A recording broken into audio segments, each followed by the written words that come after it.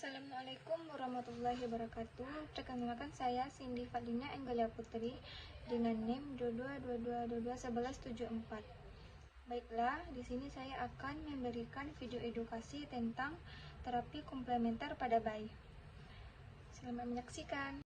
Apa itu terapi komplementer? Terapi komplementer adalah jenis terapi yang digunakan untuk bersamaan dengan pengobatan medis konvensional untuk meningkatkan kualitas hidup, meredakan gejala ringan, atau mendukung relaksasi. Pada bayi, terapi ini lebih bersifat pencegahan dan penunjang, bukan untuk pengobatan utama. Contoh umumnya yang pertama, pijat bayi untuk meningkatkan kualitas tidur dan pencernaan.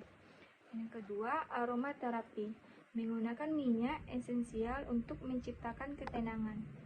Yang ketiga, refleksologi, stimulasi titik-titik tertentu pada tubuh bayi. Keempat, musik terapi, memperdengarkan musik lembut untuk menenangkan bayi. Selanjutnya, potensi risiko terapi komplementer. Pada bayi, meskipun terapi komplementer sering dianggap aman karena alami, pada kenyataannya terapi ini tetap memiliki potensi risiko, terutama bagi bayi yang lebih rentan. Risiko yang dapat terjadi, yang pertama, iritasi kulit akibat penggunaan minyak esensial atau bahan herbal. Dan yang kedua, reaksi alergi pada bahan tertentu. Yang ketiga, keracunan bila minyak esensial tertelan atau diserap terlalu banyak. 4. Cedera bila teknik pijat atau stimulasi fisik dilakukan dengan cara yang salah. Terakhir, gangguan pernapasan akibat aroma terlalu kuat atau tidak sesuai. Tips utama memilih terapi komplementer yang aman untuk bayi.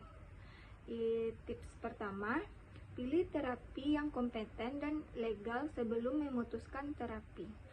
Pastikan terapi memiliki sertifikasi resmi dari lembaga pelatihan terpercaya. Terapi berpengalaman menangani bayi. Terapi bekerja di bawah pengawasan tenaga kesehatan seperti dokter atau bidan. Tanyakan asal-usul pelatihan dan legalitas praktiknya. Jangan ragu untuk meminta bukti izin praktik atau sertifikasi pelatihan. Dan tips yang kedua, tanyakan dasar evidence-based atau berbasis bukti. Pastikan bahwa terapi yang diberikan memiliki dasar ilmiah. Tanyakan hal berikut. Apakah terapi ini pernah diteliti secara klinis? Apakah organisasi medis seperti WHO mendukung praktik ini? Apakah terapi ini digunakan secara luas di dunia medis atau hanya berdasar testimoni? Hindari terapi yang hanya mengandalkan seperti yang viral di TikTok atau banyak yang coba-coba. Baiklah bunda-bunda, di sini saya akan menjelaskan larangan apa saja yang wajib bunda-bunda ketahui ya. Yang pertama itu ada, jangan gunakan minyak esensial murni langsung pada bayi. Bayi memiliki kulit yang sangat tipis dan sensitif. Minyak esensial harus diencerkan terlebih dahulu, misalnya 1 tetes ke 10 ml minyak pelarut seperti minyak zaitun atau kelapa. Beberapa minyak berbahaya untuk bayi. Yang pertama itu ada peppermint collatus teatri, yaitu pohon teh. Yang kedua itu ada, jangan praktikkan teknik seperti akupuntur pada bayi tanpa keahlian. Herbal oral, obat-obatan alami yang diminum tanpa konsultasi ke dokter. Kapan harus konsultasi ke dokter?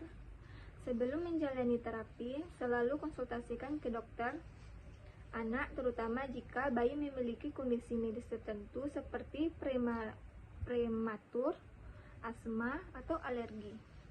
Bayi sedang dalam pengobatan tertentu, ragu tentang keamanan suatu terapi. Dokter akan membantu menilai manfaat dan risiko berdasarkan kondisi spesifik bayi. Kapan orang tua harus waspada? Waspadalah jika menemukan kondisi seperti ini. Terapi tidak memiliki latar belakang medis atau pelatihan yang diakui. Dan kedua, terapi dilakukan di tempat yang tidak memiliki izin praktik. Ketiga, tidak ada penjelasan mengenai prosedur, manfaat, dan risikonya. Ada klaim-klaim alami, aman, tanpa bukti ilmiah yang mendukung.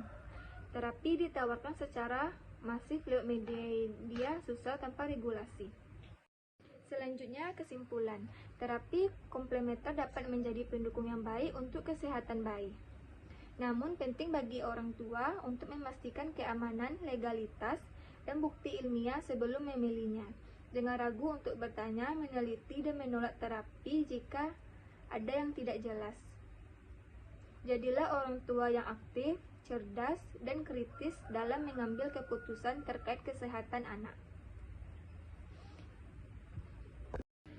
Baiklah, itulah penjelasan dari saya.